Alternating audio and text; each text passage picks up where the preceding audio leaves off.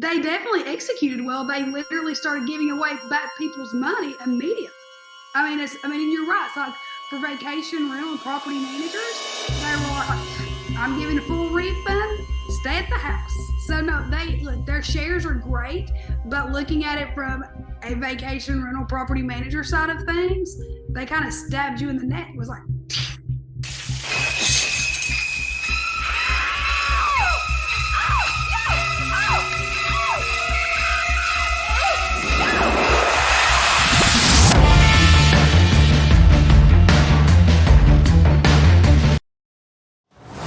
welcome everyone to another episode of Straight Fire VR, the podcast that looks behind the scenes in the vacation rental industry. Today we have a special guest, Jed Kelly. He's the Managing Director, Equity Research at Oppenheimer, as well as our co-host Miriam, Ramsey Development at B-Trips, as well as our host Steve Milo, who is fired up today. So Steve, I'm going to let you take it away. Hey, welcome everyone. Just want to give a warning to all the virtue signalers out there on LinkedIn that we're going to be doing some straight fire conversations today on some publicly traded companies. I know there's some who are going to be disappointed. Vacasa will not be one of the ones we'll be discussing. Maybe in future episodes, because they did hit a new low and they have a reverse stock split, but not in this episode. What we're going to talk about are what we call the OTA, and the big three publicly traded OTAs, Booking.com, Expedia, and Airbnb. And I think it's really interesting because there is definitely a story behind each of them. And we're lucky enough to have Jed Kelly here to kind of talk about it. So Jed, I'm going to start off with the company. I didn't tell you which order would go, but it's Booking.com. And they closed yesterday at a market cap of $111 billion, up from at the beginning of the year, their market cap was 78 billion. So a heck of a run on the stock. Their price to forward earnings is 19x. They're trading at what, 6 times revenue. Just incredible metrics. And some people are not as familiar in the US market about Booking.com, but in Europe, they're obviously they're massive. So tell me what you think about what Booking.com has done, and are you surprised by how much the stock has performed in 2023? No, I mean, I think if you go back to the history of Booking.com, was they were able to consolidate a lot of independent supply in Europe, take that, get a lot of supply, introduce a great consumer product to European travelers, get a lot of direct traffic, and then take that formula and deploy it, internationally, right? And they also have Agoda in Southeast Asia, and they have Priceline in the US. They have a strong management team, and they're the one company, probably pre-COVID, coming out of COVID, that hasn't had any material disruptions, right? In terms of where they are, in terms of their management team, where their product offering is. They're adding a couple new features like connected trip, and they're adding more flights. But Booking.com, I would call it the steady Eddie of travel. We upgraded it in March of 22, right after Russia invaded Ukraine, because the stock traded down. And we thought they were going to have a lot of tailwinds heading into the next 2 years, just on Europe reopening, and then U.S. travelers going to Europe, and then that's what's happened. I mean, what we're seeing now in the market is we're getting back more into a stock picking environment, and that's really important. And I think Booking, for most investors and most institutional investors we talk to, it's sort of the safest name. They've got a lot of supply, strong consumer base, growing in the US. And then, I think the key debate on that stock is their direct traffic mix going to improve? Steve highlighted, it's trading at, 19 times its current EPS. The big factor in terms of whether or not that multiple expands, or if they trade to a more in line with a market multiple, in our opinion, is going to be their direct traffic. So as they build more loyalty and, removed sort of the Google risk, that improves their multiple. But, right now we have about a $4,000 price target. We see margin expansion over the next 2 years. They're returning a ton of capital to shareholders through buybacks. And, we expect strong execution to continue. So Miriam, Jed just mentioned Booking.com in the US market. And I mean, it is staggering what Booking.com has done over the past couple years, because effectively they were almost a decimal point of less than 1%. And I actually pulled up our numbers for August and September, and at least among the OTAs, Booking.com was 14%. What have you seen in the Gatlinburg market, and do you use Booking.com? I'm just kind of curious, because it's typically more of a European company, at least most of the accommodations. What are you hearing or seeing in Gatlinburg? So for us, it's really the Airbnb market, but I've never used Booking.com, which, could go either way. What really was intriguing, he just said, was the leadership and that culture has stayed the same. And I think that's probably key and how Booking.com has been able to lead the process and go from that market and push forward and increase numbers, keeping core people involved. But like looking at the Tennessee market, not a ton of the Booking.com. I think Booking.com in my market is more related like with hotels that people use, not as much with the vacation. But we are seeing that different trend with us in the last 2 months, right? Typically, like even Googling other places, I know most of the time when I'm traveling, if I Google hotels, it shows with Booking, not as much with vacation rentals. But now, as we're saying, it is transferring into that, which is why our numbers are increasing. It's fascinating you say a different type of product. Home away, at least in August, was about a $1,264 per transaction, whereas Booking was at $678. So a much lower transaction, which seemingly would probably be some of that condo inventory we have over in Whispering Pine, that smaller inventory. Interesting for sure, but it is a different customer.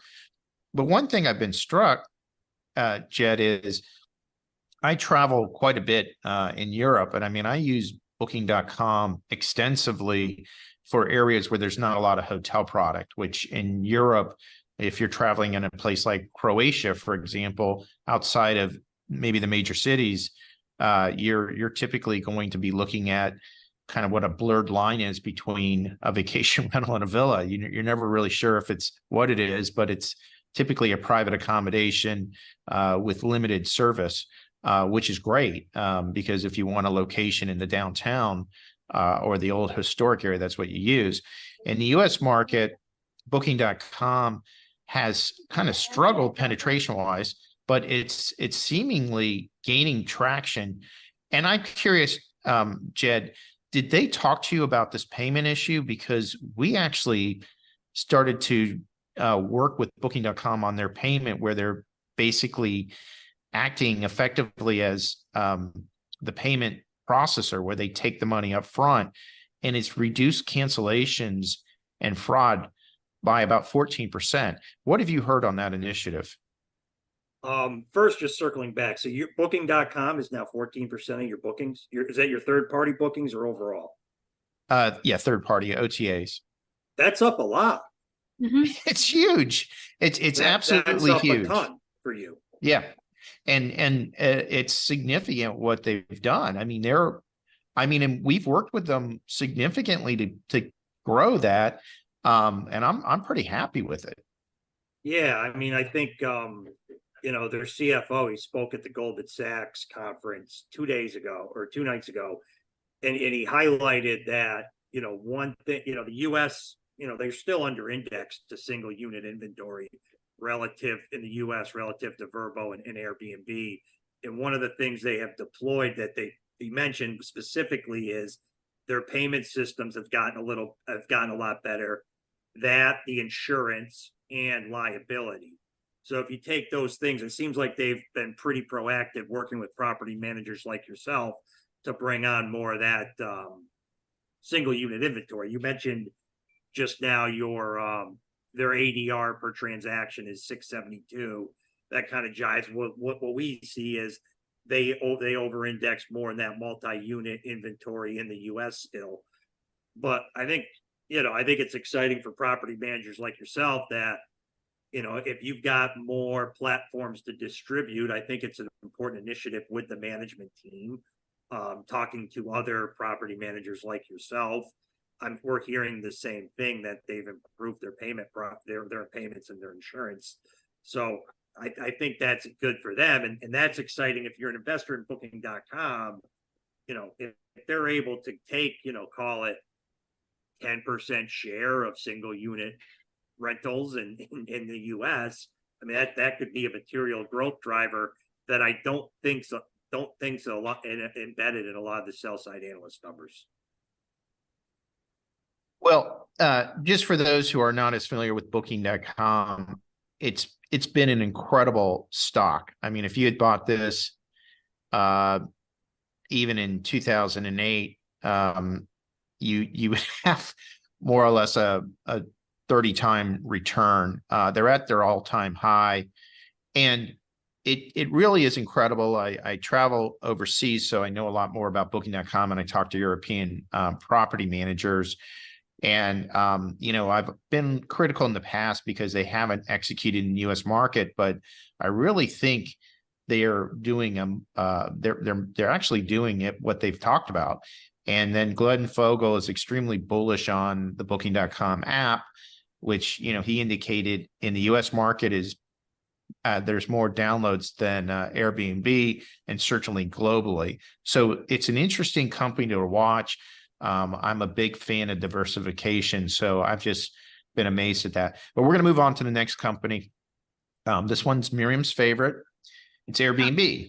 So, we would be, if you're a Booking shareholder, you'd be doing cartwheels, except for Airbnb just closed at $143 a share, close to its 52-week high of $155 a share. A market cap of 93 billion, so pretty darn close to booking.com. Each of those partners who founded the company are worth about 8 billion apiece. They're up from their $82 per share low, and that's after there were concerns of decelerations of ADR and occupancy, and that brought them down, and then all of a sudden they jumped back up. The incredible part is they're trading 33 and a half times price to earning, which is just unbelievable. Price to earning for Booking is only 19x, and for Expedia it's 9x, and then Airbnb is 10.5 times revenue, whereas Booking.com is 6 times revenue. So, Jed, am I getting any of this wrong? And if not, correct me. But I mean, it's just unbelievable the premium the stock has. Yeah, I mean, there's a couple things. One, Airbnb had a pop last week because it joined the S&P 500. So now all the institutional funds, they have to index it to the S&P. So that was the benefit. In terms of valuation, most investors we talk to still look at it as on an EV to EBITDA. So, on our numbers, it trades about 27 times this year, 23 times next year. Now, the reason it does get a premium valuation to Booking is, one, it's much earlier in its growth curve. Two, I think people think, if you look, while they're more penetrated in Western Europe and the United States, alternative accommodations in places like Asia, Latin America, even some European countries like Germany is relatively new. So there's still a lot more penetration. And then the other thing that's key is, if you historically looked at it, Marriott and Hilton have always traded at a premium PE to Booking.com, even though they have the same accounting. Right? They both exclude stock-based compensation, or include stock-based compensation from their earnings. So on an EPS basis, they're similar. And the reason is Hilton Marriott historically have traded 25 to 30 times. And that's because they have a very strong brand, right? If you look at brands like Nike, Home Depot, anything with a strong consumer brand gets a premium multiple. Now, Booking's got a strong brand. However, they get dinged a little bit because of the Google risk. If you take this back to the Google risk, Airbnb, and you mentioned 33 times or 34 times their EPS, that is high. If you look at it relative to its growth and then other consumer marketplace, strong consumer brands, it's not that crazy. I mean, I've seen Chipotle trade at like 45 times. So, and the reason Airbnb gets a premium is they just don't have a lot of Google risk, and they do have more unique inventory. We currently have a perform on the stock. It's more predicated right now on valuation and if ADRs come down. They've just had a good run. They've executed really well during COVID. I know, they're not the biggest fan of property managers, but if you look at their numbers, they've executed well, right? They definitely executed well. They literally started giving away back people's money immediately. And you're right. It's like for vacation rental and property managers, they were like, I'm giving a full refund, stay at the house. So no, their shares are great, but looking at it from a vacation rental property manager side of things, they kind of stabbed you in the neck. It was like,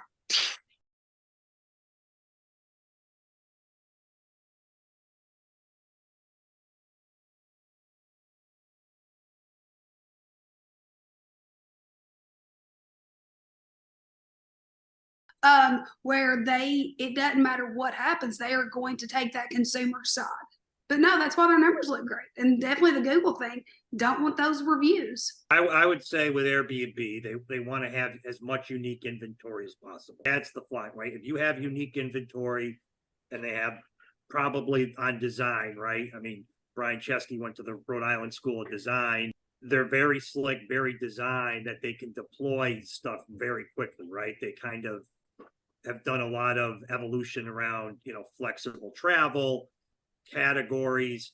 So if they continue to keep, strong design, the consumer's going to go back there. I think where they struggle with property managers is you have a lot of great inventory and you want to list on a multiple of sites. So you're important partners for them, but they still want to keep with they still want to manage to their, hosts that are managing, call it 4 or 5 units and just keeping it on Airbnb because it's good enough for them. Excellent company.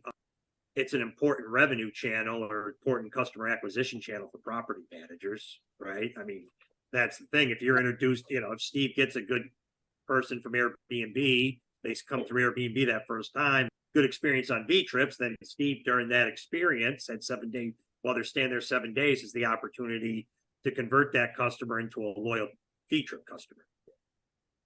Yeah, I mean, Airbnb has certainly increased their market share with V trips. They're at about 22% for the third quarter. So, and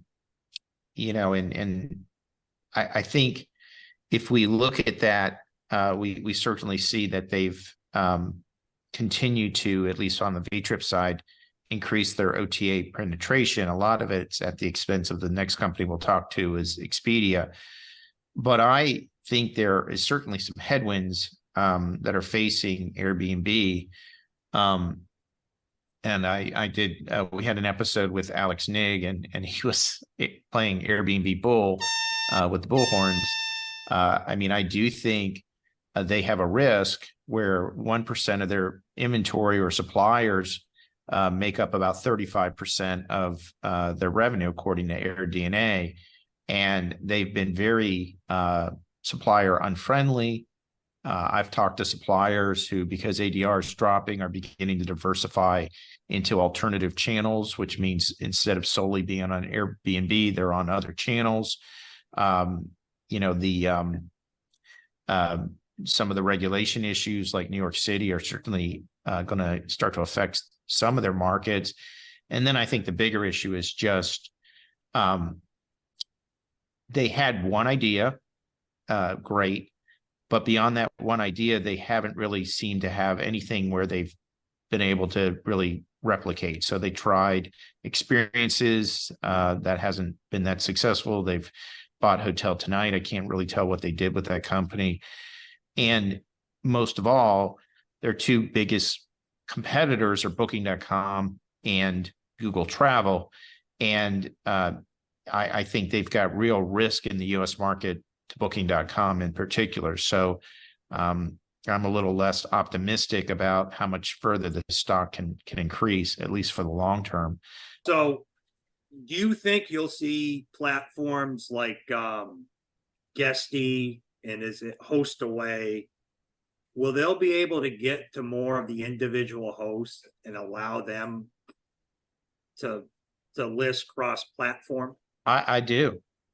I think what we're seeing, I went to that big IMN conference, which was a lot of institutions who had bought vacation rental assets. And in some cases, they were just listing on Airbnb, and they didn't even know that there was software. And companies like Guesty and Hostfully and HostAway and some of these other companies, they were all over them about using that software to create more efficiency and to create distribution. And Jed, of course, direct business, right? They didn't have an easy way to do direct business. I think all of this is bad for Airbnb because I think it dilutes the pie. You talked about exclusivity of that inventory, and it's certainly true with shared housing, but that shared housing experience is just a sliver of their revenue if you just think about what it really is. So I think Airbnb has real trouble on the supplier side, particularly larger suppliers, and I don't see this reversing. But you just said they've increased their ship with you. Well, we've been aggressive about opening up Airbnb. We did a lot of M&A in late 2021 and 2022. We acquired companies that refused to work with Airbnb.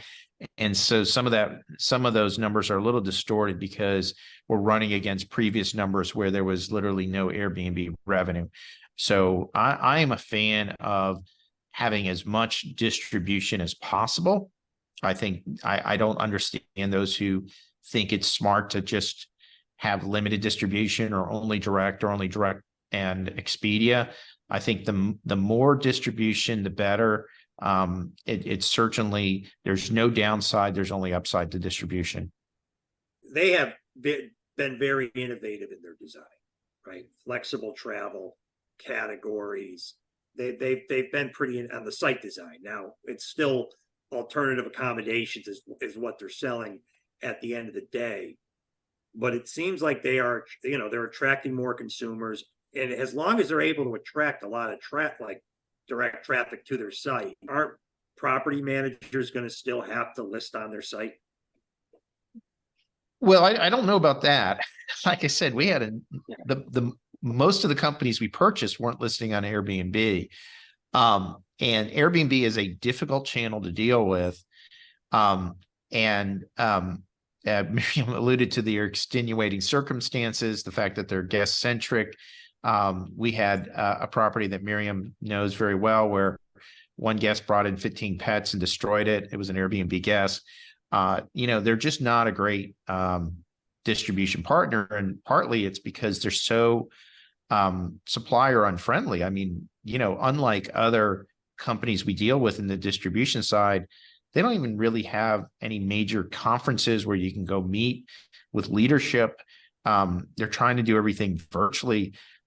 They're just really, I call them really an immature company. And that's just not something that I think would give comfort to an investor that thinks, they're the next Apple or Google. They still have the existing leadership running the company. They haven't, handed it off to the next generation. So I don't know, Miriam, what do you think? What's your experience with Airbnb?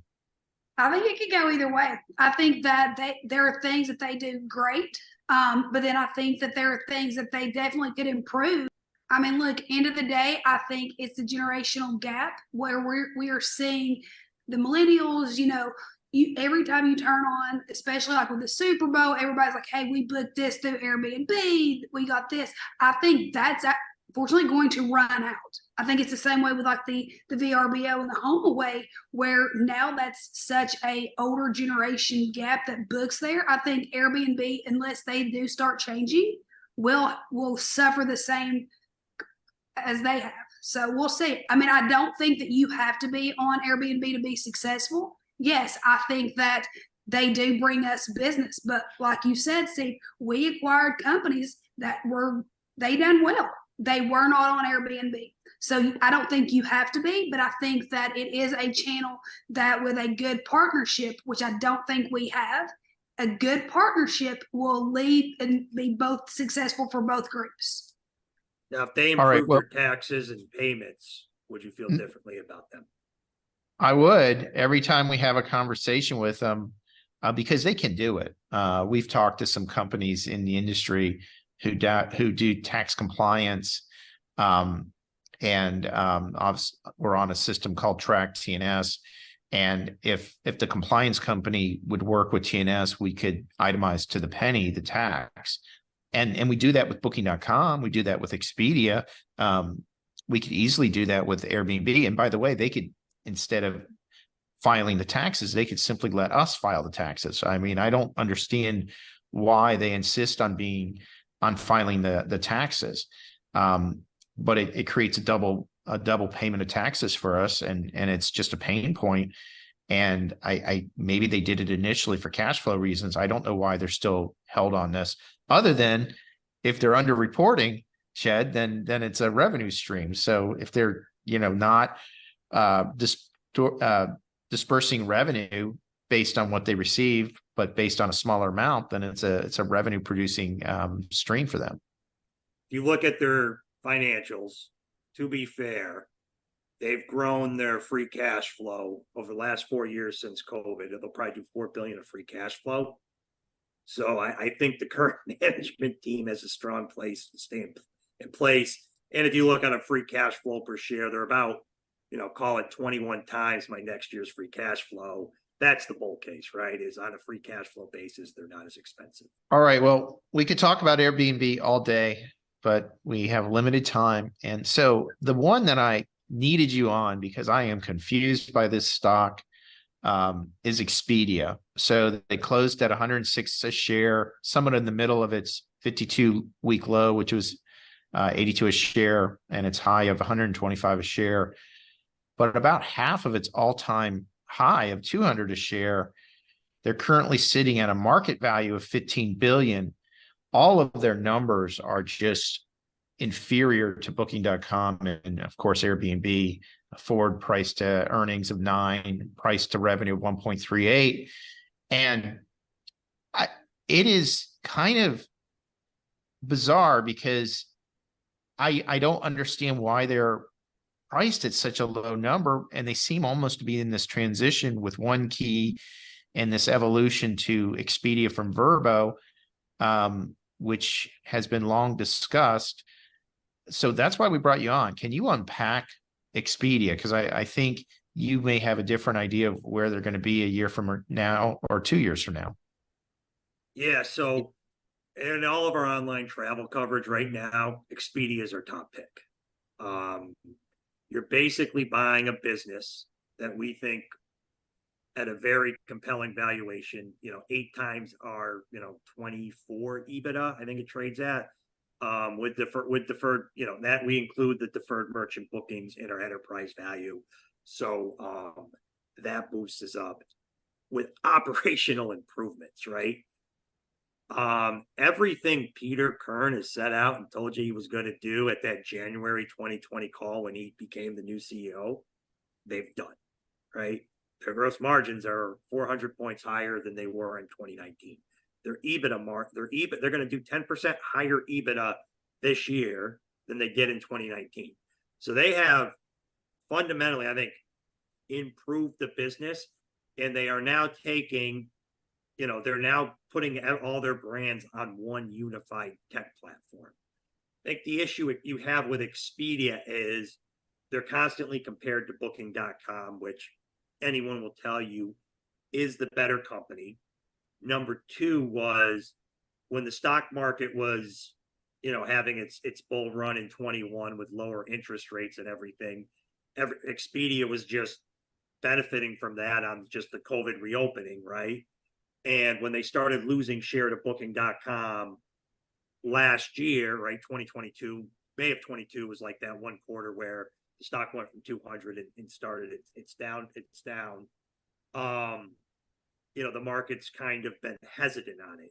It's actually still getting penalized for the prior management team, even though you have a new CEO in place and we have a new CFO. So I actually think, I just listened to Peter Kern spoke last night at the Expedia conference. Their platform migration's pretty much done. So they're going to be able to deploy more engineering resources into stuff like conversion, site improvements, and they're actually going to get better into growth mode, I think, again. So you actually could see the room nights accelerate. And I think they're going to continue to drive margin expansion because I think they're still going to be able to drive some marketing leverage that you'll see with the platform improvements. I think what's going on right now is they're having some Vrbo headwinds, which a lot of that's just Vrbo was the category winner in 2021. And now people just being able to go to other areas, urban Europe. I think that's presenting some headwinds. They're now in the final stages of doing their Vrbo cut over to the one key platform. But I think what you're going to see is a company that's going to be a lot more efficient, and that if it can actually get back to the lower end of its pre-COVID trading range, which historically was 10 to 12 times EBITDA, you're talking about a stock that it doesn't take a lot of work for it to get back up to $150. And the company thinks its stock's cheap and is aggressively buying back stock. So, I think the way, people a lot smarter than me will tell you the way you make money in the stock market is you buy underappreciated businesses that are having operational improvements. I think it's the old Peter Lynch thing. You want to buy okay businesses that are becoming better businesses. You don't want to buy them when they're already at the top. You want to be buying them when they're going through your operational improvement. I think that's what you're getting with Expedia right now. So I want to ask Miriam a question, but some data here. Last third quarter, Vrbo was 66% of the OTA mix. And obviously, if everybody else is going up, they're going down. They're down to 49%. Now, the bright side is the Expedia piece, which we separate from the Vrbo piece because it's kind of a different distribution API, is up from 5% to 10%. But Miriam, you touched on it. Vrbo has a different customer base, right? It's an older customer base. No, absolutely. And I think that's what we're going to see. I think that's where these groups will do better and excel, is because I think they're going to get that VRBO business from the younger generations. And I think that's why, and possibly is why we're seeing these numbers definitely increase on all of the other platforms. I mean, look at it. It's very funny. So my aunt and uncle only book on VRBO. They had no idea that there was any other platform out there, and then I have other family members that did the same thing. So again, even me being in this industry, knowing that had I just booked, or my family they would continuously book with that, right? I think it's going into that generational gap and pushing those platforms, which is why we are seeing the increase in these other ones. Again, so I use Booking.com, I use Expedia, I use Airbnb. And the thing about Expedia that I've noticed is I can't find the vacation rental inventory. I look for it. It's not easy to find. And that is shocking because they're the one that bought VRBO, right? So of the two, when I use Booking.com, and I tested this when I was booking stuff for 2024 in Croatia, I looked at both of the inventory by Expedia and Booking.com, and Booking.com just had so much more inventory of accommodations. And even in the US market, when I played around with it, same thing. So my question, because I obviously got an invitation for One Key and been playing around with that, is when does this integration of the vacation rental inventory in Expedia actually happen? Because they've been talking about this for 5 or 6 years. Well, I think they're about 90% done with migrating Vrbo. So I think from what my understanding is, you should start to see more of that traditional single unit inventory start to be more migrated and integrated with Expedia probably into next year. I mean, we've been asking this call since when they acquired Vrbo in 2015, 2016. I think now it's starting. You mentioned Croatia. I mean, Expedia pulled out of a lot of Western Europe markets into COVID, sort of retrenched into North America once Peter became CEO. Get the platform right, I think you'll start to see them expand more into Western Europe starting next year. So that's where we are. I think with Vrbo, the other thing I was going to ask you, they've been making these platform, like as they're migrating the Vrbo onto the unified tech platform, they've talked about lower conversion. I mean, anything you called out lower share for Vrbo. Have you seen an impact from that?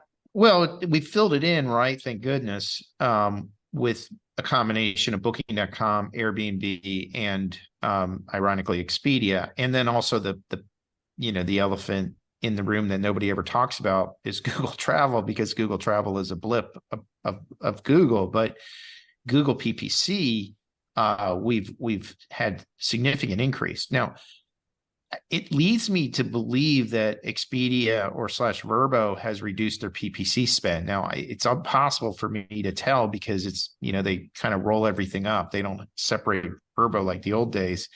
But it is kind of strange that Vrbo has lost so much share, and seemingly their answer to us is, well, our ADR is too high. Well, our ADR is the same on Booking.com or Airbnb or direct. So that's not a logical answer as to how they've lost so much share shift, other than if they've literally started to reduce their PPC spend.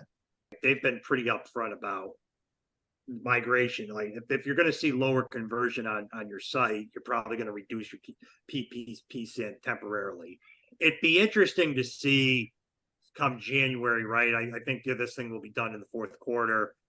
They saw a reacceleration when they did it with hotels.com, when they put it on the unified tech stack. Be interesting to see if Vrbo starts to improve. I think it's interesting, and I do believe leadership makes a huge difference, right? So Booking.com, obviously, we talked about them at the beginning. Glenn Fogel and team are executing at just the highest level possible. I feel comfortable and confident now that they are going to be successful in the U.S. market, which has always been kind of the holy grail for them, and they're making a push. And then we get to Expedia, and you're right, it's night and day difference between the leadership team of 2-3 years ago and this team now. And as someone that's used Expedia, gosh, since 2001, 2002, and I used to use Expedia for everything, hotels, airfare, etc. I've had that count forever, and I'm curious and interested because the One Key thing is intriguing, but they've got to get their inventory back because, hotels with the loyalty programs, a lot of the hotels have, it just makes more sense to book direct with the hotels, but vacation rentals don't in general have any loyalty programs. So there's this massive opportunity because they bought Vrbo. They're the one that quote unquote won, and they bought Vrbo. And Jed, here's the question I have for you. If you were to spin Vrbo off from Expedia, what would it be worth? Would it be potentially worth more than their current market cap? Let's see, because they haven't given us the metrics, right? It's probably higher than the core business. I don't think it'd be higher than the core, right? Because I'd have to do some work. One, I don't think they're going to spin it off. They're not. They've clearly made a bet. They're not right? going to spin it off. So I haven't thought about it. I mean, let's see if it's.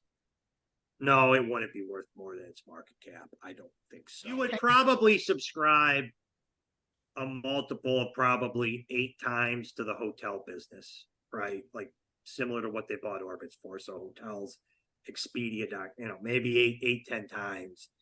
And then probably mid-teens to Vrbo. But now the other thing too you have right now that makes it difficult is Vrbo's growth is slow, right? We've seen this across with the other publicly and private vacation rental markets right now. It's going through a period of tougher comps. I think it actually could reaccelerate. RevPAR trends could maybe improve starting next year on just easier comps. So it would make it difficult. It's something we used to think about more. The question would be, what would be the right valuation? So I'd have to dig into it. We haven't dug into that scenario because I think that's not going to be spun off now. Let's assume that Vrbo continues to be a part of the Expedia family.